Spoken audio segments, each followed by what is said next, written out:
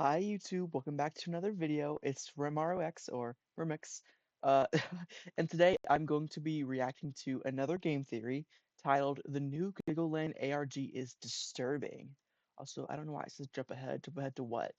YouTube Premium does this sometimes. I don't know why, but let's give a like and let's just dive on in. This is part two. So if you haven't watched part one, I'll link it down in the description and I'll link my first reaction in the description as well. So let's go.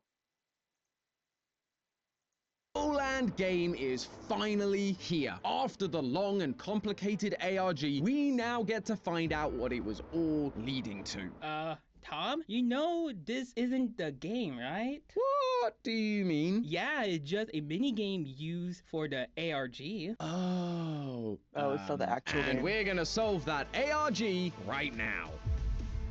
Hello Internet! Welcome to Game Theory, the show that's excited to talk about a game that isn't the game to help solve the game that isn't a game yet. And if that confused you, just you wait, because the second act of the Giggleland ARG is possibly the most confusing ARG I've ever worked on. I've And heard I mean someone that wears in someone's the skin. best way. Not one method of solving this thing is the same. Each puzzle is more intricate than the last. What started as a simple advert for a game coming to Steam has blown up into an intricate puzzle that gives us insight into the world we may be exploring once the game finally releases. It's all about a commune known as the Kids Media Workshop, or Kids Media KMW, and they Workshop, follow the works of KMW. child psychoanalyst Erik Erikson to the extreme, fixated on making children happier, making sure they Is some kind of like world thing they want to do by weeding out the bad kids or something. I don't understand it, but it's interesting. would never, ever cry. They offered respite care to parents with troubled children. They even created TV shows written by kids for kids, teaching them how to better themselves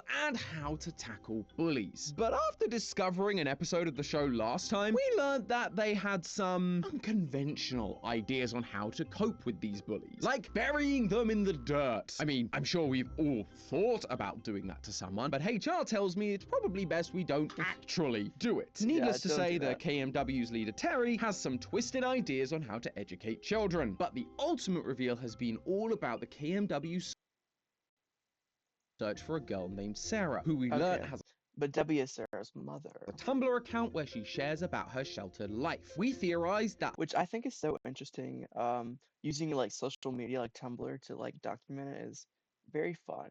Like her mother, Debbie, chose to rebel and leave the commune many years ago due to the isolation from the outside world that they forced upon her. And now we're seeing Sarah do the same, an isolated girl looking for answers, which she finds as she sneaks into the basement and discovers a tape of the KMW's TV show, Elliot and Ella. However, she quickly realizes that this disturbing show wasn't just made by the KMW, it was made by none other than her own mother and her mysterious but absent father, Simon. And that is where the Act 2 of this ARG kicks off, and boy is it a juicy one. Once again, shout out to the Giggleland Discord for solving some of these puzzles, because they were hard. But when we unite as theorists, puzzle solvers, and big brain thinkers, anything is possible. Thanks to everyone's hard work, we now get to see the inner workings of the KMW, what they were up to, and how Debbie was involved in all of it. But before we can get to that, we've got to rewind the clock to just before Act 2 officially started. During this time, Sarah was still speaking through her Tumblr account. After a brief hiatus, due to her learning that her mum made a murder cartoon, she decides that she needs to investigate further. What else could be down in the basement? Could there So Sarah does learn about this in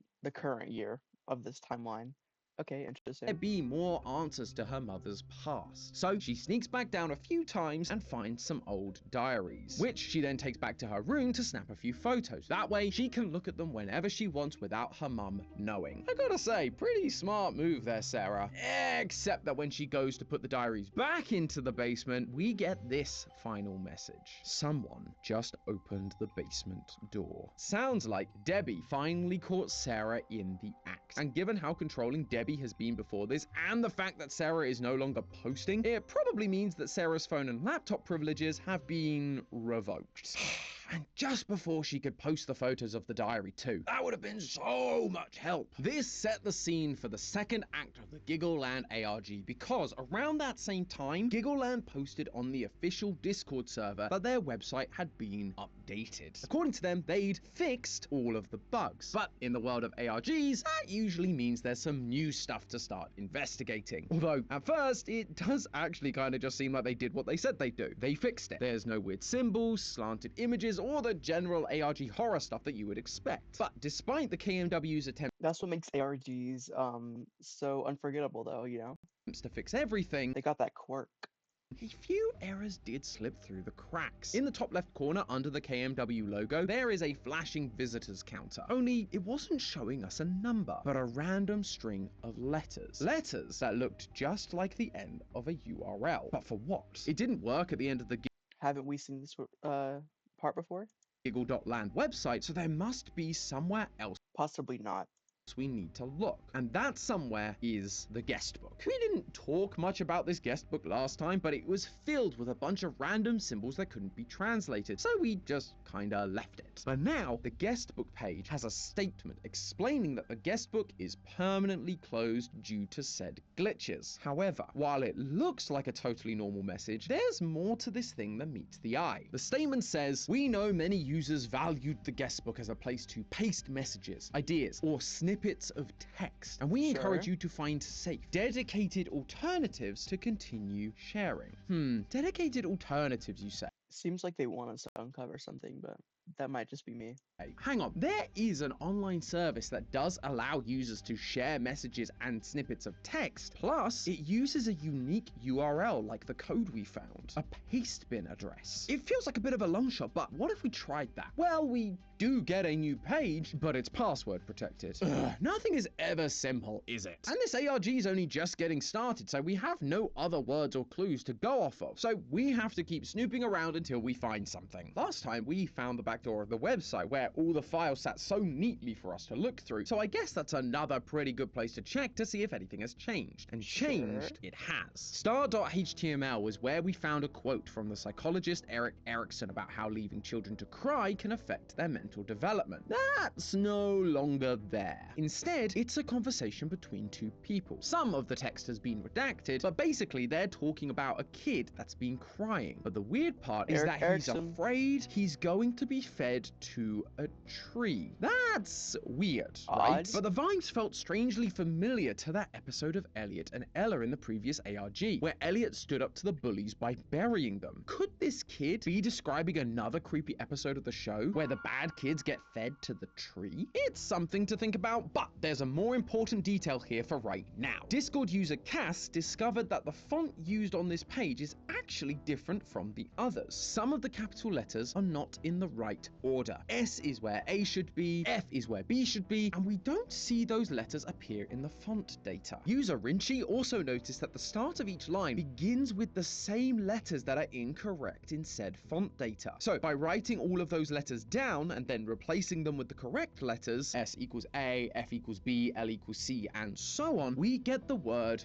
crybaby, which once again ties us back to the teachings of Erik Erikson and his belief that leaving a baby to cry would seriously affect the child's trust in people. Maybe we're about to dive into the psychology of children a little more. So let's put the word crybaby into our locked paste bin to see if that would unlock it. Guys, I'm in. What juicy lore is waiting for us behind this password barrier? More hints towards the KMW, their plans, their evil killer mascots? Sadly, no. All that awaited us were two words. Fun brew. Ha. Not exactly sure what that means. Is this a new kind of homebrew D&D campaign? Or maybe it's just a fun kind of tea. Although brewing a classic cup of Yorkshire tea is fun already, so I have no idea how they would top it. I guess we'll just have to pocket this little clue for later and keep digging around the Giggleland website to see where it goes. Another page we briefly mentioned last time but didn't really go anywhere was fun.html, which has a bunch of images of Elliot looping round and round. But once again, I'm happy to report that it too has has received a very small change that gives us something An to work update with. from the It's a update blink thing? and you'll miss it kind of moment. By going to the asset folder of Giggle.land, you can find that this image of Elliot is actually a GIF. And by extracting each frame of the GIF, we get a QR code. But you may notice that it's a little for a QR code. And it is, because this is what is called a micro QR code. Micro QR codes are unusual. I didn't know that was a thing. I thought there was just normal QR codes. You can't just use your phone's camera to scan it. You have to use a dedicated app, although they are easy enough to get your hands on. And when you scan this one, you get the word lifeless. This one feels a little less connected than Crybaby, although it's definitely more connected than Fun Brew. I guess lifeless could relate to what happens to a child that is a crybaby. Like they weed them out and they kill them. Potentially, that's like what is implied. become an untrusting, lifeless husk of a person, but I'll admit that feels like I'm clutching at straws. Clearly, these words are pieces of a code that we've yet to figure out the full meaning of. So let's keep looking for some others. Maybe the bug report page has something. It looks pretty normal, like it and all the other pages did before, but we theorists know that sometimes you gotta dig a little deeper than what's on the surface. You have to dig through the source code, and it's here where we can find something unusual. A Windows system error report. But unlike a normal system error, this one is all written in hex code. I'm not sure that's how computer codes are supposed to work. I mean, I don't think any of these glitches are how computer code is supposed to work. If only these guys had used our sponsor boot.dev, they'd probably have gotten much master. It's ARG over the handle just sitting down. Dev has games. Since you gain reading, not practice, ever name it, or you're just looking to try it out. Go all in if you choose. May now be equipped to code means. Hex code is just a bunch of numbers and letters that correspond to a specific letter, and it converts to the phrase, "It wears my skin." Okay, now we're getting to the creepy stuff. But who is saying this to us? My mind went straight to Elliot from the secret episode of Elliot and Ella. We see him stand up to the bullies and a bunch of weird glitches happen. Suddenly, they're all buried and Elliot is fine, as though something took over him. The website also used to be riddled with pentagrams, upside down crosses, and other symbols, so it felt like there was some kind of demonic possession taking place with these creepy mascots. The idea of it wearing my skin could also be pointing us in that direction. When Elliot is being bullied, he becomes possessed. A demonic spirit takes control of him, wearing his skin, as it were, making him do these horrible things. And right as we've discovered this, while I'm in the middle of research, no joke, a YouTube ad has rudely interrupted my background music. What kind of advert dared to interrupt my lo-fi listening experience, you ask? It was an ad for something called Fun Kids Game Zone, a website where you can play loads of cool games, one of which is suspiciously called Elliot's Adventure. And That's interesting. I like how they are putting ads on their YouTube video to expand the lore.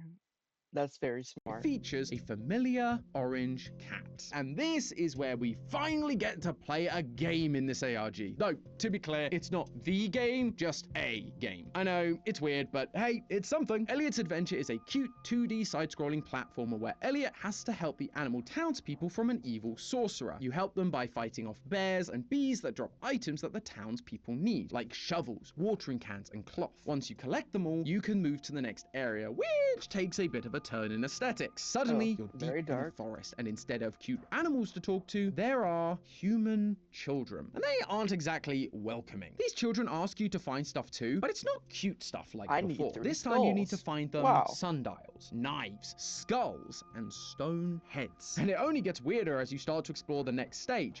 I'm guessing this is like explaining the facility. Enemies that drop these items are clay monsters, piles of flesh, and fire snakes. Not only that, but now the background is covered with stone statues. Okay, spooky. Of faces and totem poles. This game, just like the TV show, has suddenly taken a very dark and sinister turn. Although, I don't know about you, looking at all of these new details, it really screams of Aztec to me, which makes me wonder if there's some connection between Aztec mythology and the KMW cult. The fire snake specifically stood out here, as the fire serpent is commonly seen across Aztec religions as the spiritual form of the god Xiuhtecutli. This god was also considered the embodiment of the dry season, and when the dry seasons came, they would then try to appeal to the god of rain, Tlaloc, in order to undo it. And how did they plan on achieving this?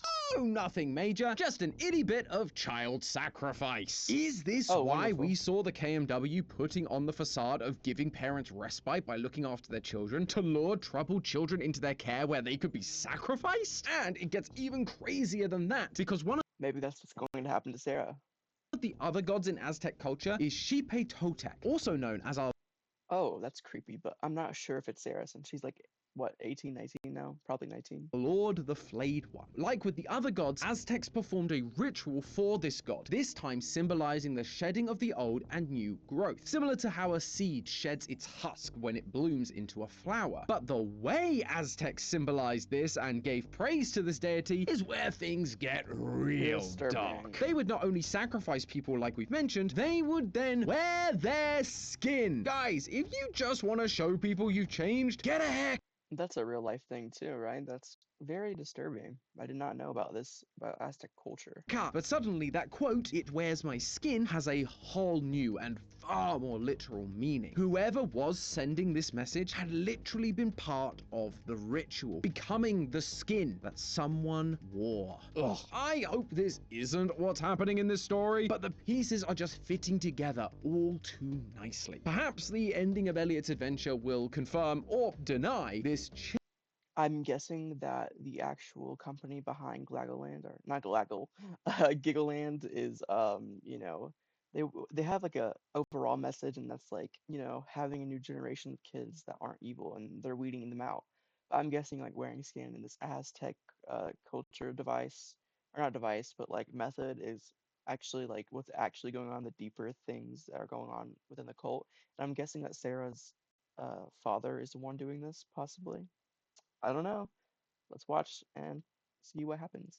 chilling comparison. There are a bunch of different endings in this game, and all of them are weird in their own ways. When you complete the game normally, it suddenly cuts to everyone cheering for Elliot. Despite never encountering the sorcerer, apparently you somehow defeated them. But then it cuts to black and red text appears. What did you do to the To the sorcerer, sorcerer. Elliot? I wonder if Elliot is supposed to represent someone in the story that we haven't met, or maybe we have. And then the game reboots. If this sorcerer is supposed to appear after you collect the strange Aztec items, it could be one of the Aztec gods we suspected is at the center of this evil child cult. Another ending comes from giving rare items to the NPCs. If you give a blanket to one of the children in the second village, she tells us this is a blanket that her family gave her, and now she wants to go back home, but she is told she can't. Once this conversation ends, an image is automatically downloaded to your computer. This image is of a man called Rene Spitz, another child psychoanalyst like Erik Erikson. He was known for his study of children's development when they were Did he write deprived books of a too? caregiver, how it can impede their mental development, but even increase infections and mortality rates. The child we speak to in this game says they want to go home, but she is told she can't, much like we learned about Sarah's mum Debbie in Act 1. The KMW is taking children away from their parents, willing or otherwise. But that feels a little weird, right? Last time, the idea of Erik Erikson was to stop the bad thing happening, to stop the kids crying out like he taught. But here, we are seeing them do exactly what Rene Spitz Erikson tells them not to do. Are they just doing it to make them weaker and easier to sacrifice? Or is it something else? Like they're weeding out the weak. The children sacrificed to the rain god Tlaloc in Aztec rituals often needed to be brought to tears before being sacrificed as a good omen for the rains to come. So maybe that's this is awful. how they pick which get sacrificed and which become like Debbie and Simon. If they break down and cry because they've lost their caregiver, you sacrifice them. If they go down the path of Erik Erikson and stop crying, they become part of the cult. After this, So they're using like two different ideologies, putting them together, even though both of the ideologies are going against what they're actually doing. Interaction with the NPC, the game resets and you can complete it as normal. But instead of the townspeople cheering for Elliot, he is alone and confused. Suddenly, the game glitches out and the text box begins to show a bunch of numbers. And I mean a lot of numbers. Put it into a We haven't seen this decipher guy it. in a while. A polybius square cipher. Basically a substitution We saw that last time. cipher where each letter in a message is replaced with Polybius, isn't that game that everyone thought was real but was fake? its corresponding coordinates within a 5x5 grid. Man, Giggleland really requires you to know every cipher in the book, and I am here for it. Once decoded, we get the following message. Quote, "You have to get out of here. They're going to do something to her. If he takes her, we'll never see her again. You two need to leave." Okay, well, why was takes misspelled? That's interesting. Leave quickly. Pack your things and head out with K, C, and M. They'll be waiting. K, C, and M. Debbie, Sarah, and I forgot the father's name. Waiting for you near the back None of of the those barn at people. 1 a.m. I wish I could protect you, but they Maybe will. it's some of the T kids. keeps watching me. He senses my fear. Is T Sarah's father? If I go, he'll follow. I'll keep him distracted for however long it takes. Raise her to have a normal life. I promise we'll both be a Is this family Debbie? again. I don't know when, but we will. I love you. Also, it's misspelled. This her has to be Sarah. We know that Debbie had a Oh, it's child Sarah. while in the commune and left. But more importantly, with phrases like we'll both be a family again, that must mean that this message is written by the one and only Simon, Sarah's father that we learned about right at the end of Act 1. Debbie wasn't just driven away from the commune because she felt isolated or she saw through their lies. She was told by her partner. Who is this And man if we keep seeing? she didn't, they were gonna do something to Sarah so that Oh, they is that would her never partner? see her again. Maybe they'd sacrifice her like all the other children, which is why she is overprotective of Sarah now, stopping her from going outside because of what could happen if she's found. But we are nowhere near done with this game or the secrets it holds. One of the other rare items is a flower that, when given to the horse in the first village, triggers some new dialogue. She claims the flower has special properties, like how we use aloe when we cut ourselves, or lavender to help us when we're sad. But this flower is good for young people because, quote, someone or something has to keep them in line. So is this some kind of hallucinogenic flower? Something to calm the kids down Possibly. and make them more agreeable? Are they using it to change the way the kids think so that the kids That's who join the dark. cult can be brainwashed? Either way, now that we know about each rare item, we can get a new ending. By getting the flower and the blanket, giving them to the NPCs, and then completing the game, you'll be transported to a farm. Talking to the farmer, Mr. T, he thanks Elliot for all the help he's done, but says there's more to do. Some seeds need to be planted, and we must ensure they grow properly. He asks Elliot to bring the seeds to him, that they may be purified from the evil sorcerer. Now, maybe it's just my religious upbringing, but phrases relating to the work not being done and that there are seeds to sow and or be harvested feel very religious to me.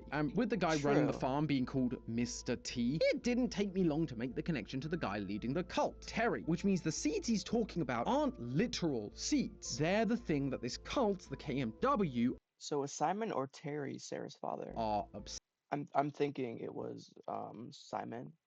But it looked like Terry was maybe possibly Debbie's partner as well. Interesting. with children, young plants that haven't yet fully developed. They need to be raised to be happy, and it's up to Elliot to bring those children to Mr. T so he can purify Maybe Elliot is one of the kids inside of the commune compound, whatever. them. And given all of the Commune Aztec stuff we've compound. talked about today, I have a feeling purify doesn't mean giving them a bath. Elliot is bringing the children to Mr. T to be sacrificed. But if Mr. T What if it's revealed that Elliot was Sarah? is the video game counterpart of Terry, the cult leader, who then is Elliot supposed to be? Who is the accomplice to Terry and his crazy messed up rituals? Well, the answers are hiding in the one ending we haven't tried out yet. If you're skilled enough and can finish the 2D side-scroller without taking any I'm guessing it's a new character. damage, you can achieve the hitless not ending. Sarah. Instead of it ending like usual, interacting with the sign to move to the final area, a portal appears that you can then Because it makes sense because it's a struggle between Simon and Terry because Simon wants his daughter to be safe while Terry wants Sarah to keep doing this. I don't know. Walkthrough. This portal triggers a glitch, and you are told player entity failed to register incoming damage. Debugging required. Issue persists across multiple instances. Please investigate using the It's giving Bunny Farm from the Walton Files. When Sophie starts or ends her first recording in the Walton dev Files. build. Giggleland _dev build _9213.zip. This is our next step to solving the puzzle, friends. There is even more to this game than we have already played. And this is where the questions we've been asking can be answered. What are they doing the sacrifices for? Where does Sarah fit into all this? And who is Elliot? Is Sarah Elliott? I'm not sure. It seems like Sarah, we don't really know her moral, like, ambitions and her, like, morality at all. So I wonder, you know. Problem is, you can't just access the dev build. Not easily, anyway. There are breadcrumbs that lead us to where it might be hiding, and inside it are the secrets to everything. But that is all gonna have to wait till next time. So make sure Oh, you're man. subscribed so you see that video when it comes out in a couple of weeks. And as always, theorists, remember, it's all just a theory. A game theory! Thanks for watching. Yep. Okay, well, what a great video. Honestly, I like Tom a lot as a new game theorist host. But yeah, that was a great video. Thanks for watching. If you made it this far, like and subscribe. And part 3 is coming next. Bye, YouTube.